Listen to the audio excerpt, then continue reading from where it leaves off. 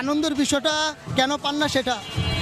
আগে যেরকম ছিল মানুষ চলাচলিতে মানুষ ঢুকতে পারতো না, ঠিক আছে, ওই যে অনেক মানুষ ছিল তখন উল্লাস ছিল, এখন মানুষের ভিতরে উল্লাস নাই না।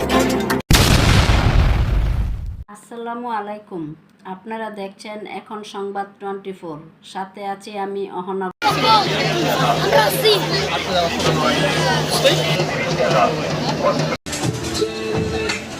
আমরা এখন রয়েছি ঐতিহ্যবাহী মোতালেব শাহর বিনোদন মেলাতে।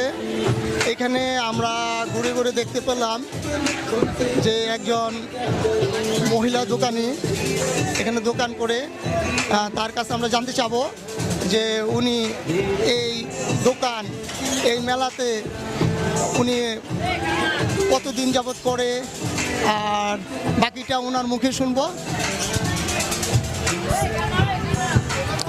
এই মেলাটা অনেক বছর ধরে হচ্ছে, ঠিক আছে, কিন্তু 2 বছর ধরে যে আনন্দটা আমরা পাচ্ছি এই আনন্দটা এখন 2 বছর ধরে পাচ্ছি না।